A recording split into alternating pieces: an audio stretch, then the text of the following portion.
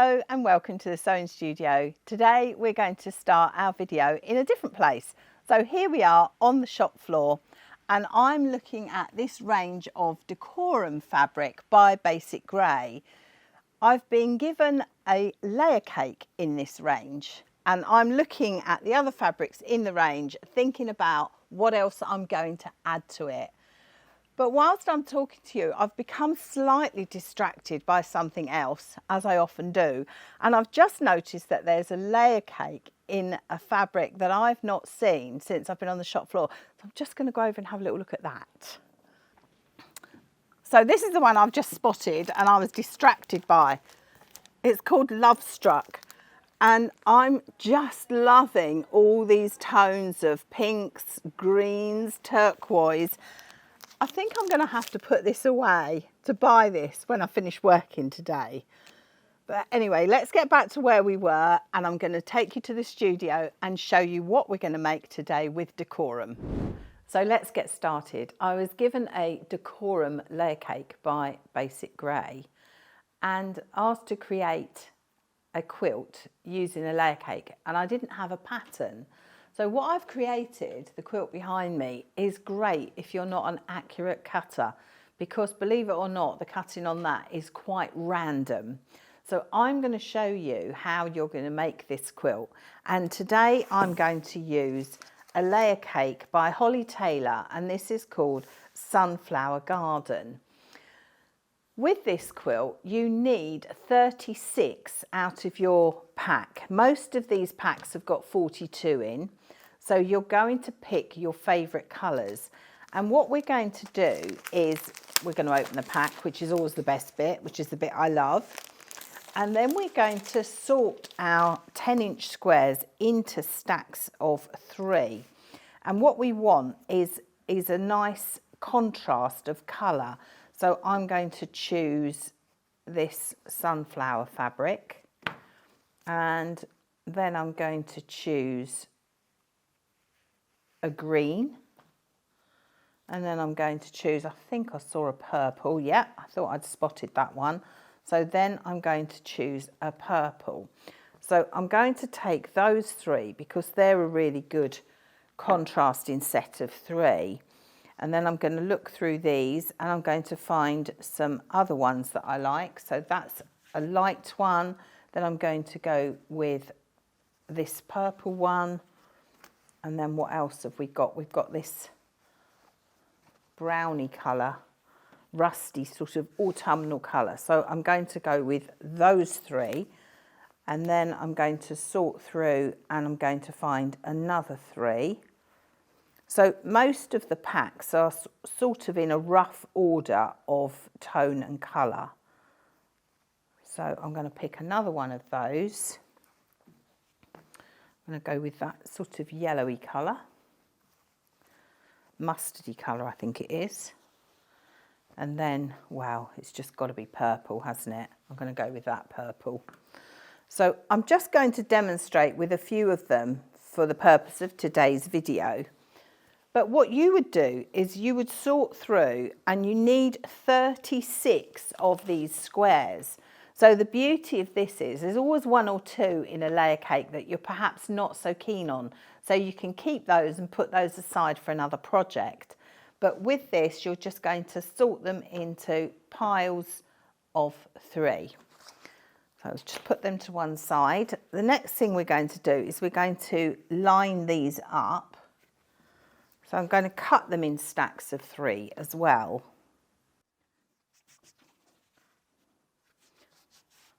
So I'm going to line them all up and put them in stacks of 3.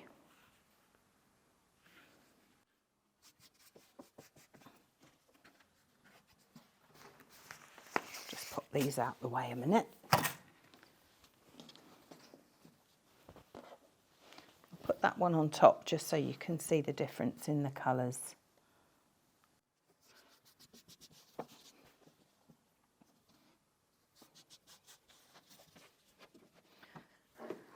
And then you're going to take your ruler, and what you're going to do is you're going to just lay your ruler at an angle on top of your stack of 3 So you're not going to go straight, you're just going to go slightly angled, and then you're going to cut through all 3, and then you're going to take your ruler again and you're going to do another angle and you're going to cut through all 3.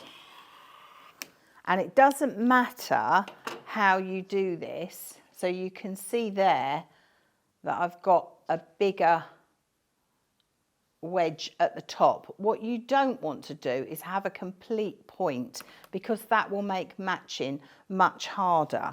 So you're just going to lay it on there, and surprisingly most of these come out at a similar angle. So I'm just going to cut that one there, not too near to the edge either. Cut that one and do the same with this one. It's quite liberating not having to measure anything, just get cutting. So the next thing we're going to do is we are going to take our first piece and we're going to put that underneath. And then on our pile at this end, we're going to take the top 2 and we're going to pop those underneath. So that's what our block there is going to look like. And the same with this one. Take the top one, pop it underneath, and then at the end take the top 2, or even just bring the bottom one up, whichever way you want to say it, and there you've got, that's what that block will look like.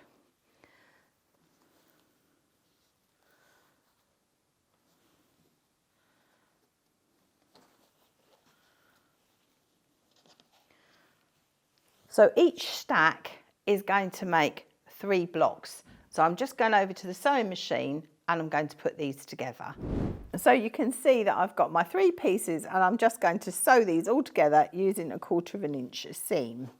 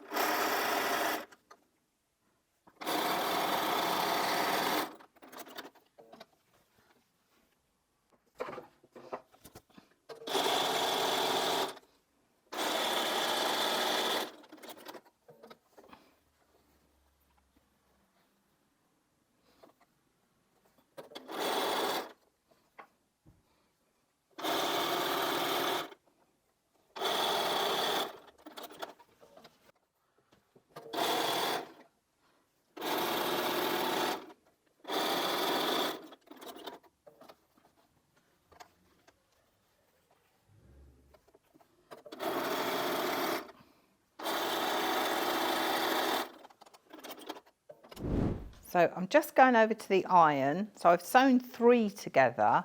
So I've picked 1 from each of the stacks that we did. But ultimately we're going to end up with a stack that's got all these 3 in, but obviously they'll be in a different order. But for today, I've just picked 3, 1 from each pile to show you. So I'm going to the iron and I'm going to press these. So the first thing I do is I set my seam. And that means pressing along the line of the seam. And then with these, I'm going to press them outwards. So from the centre, I'm pressing the seam out to the side. If I turn it over, I'll show you what I mean. So you can see that I'm pressing the seams outwards.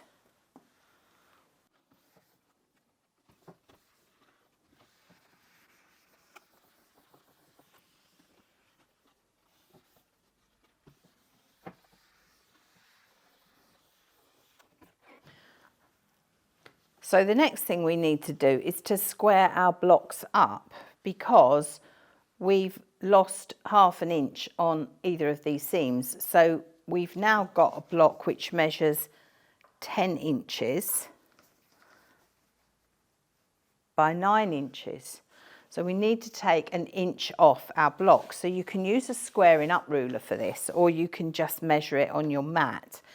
And I noticed there was one where, just trying to find which one it is, this one. So if you can see on this camera here, you can see that we've sort of come off the end there quite a bit.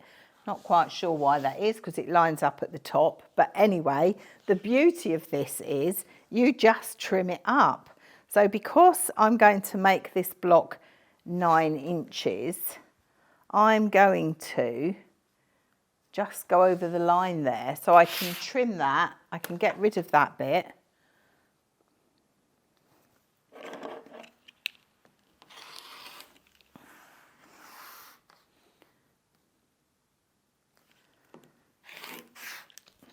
And there I've got my square block. So you do that with all 36 of your blocks. So they all measure 9 by 9. And I've decided that I'm just going to take a little bit off the end of each one to tidy them up.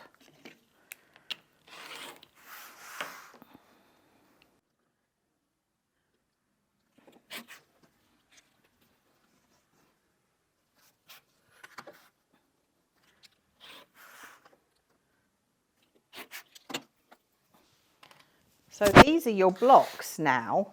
So you can see some have got a smaller angle there. Let me show you on this camera. That's got a smaller angle than, say, this one has. And that's the beauty of this. It is quite random. And how you would lay this out is you would have one of your centerpieces going vertically, and then the next one I've done horizontally. And then the next one I've done vertically, but I've done it the other way round. So I've got the wider part at the top and the narrower part at the bottom. And then the next one you would lay like this and so on. And then when you come to your second row, where you've got your centerpiece going vertically, your next piece would then go horizontally. So it's really quite random, but you can lay it out however you want. So we're just going to go to the quilt behind me and we're going to have a look at how that one's been laid out.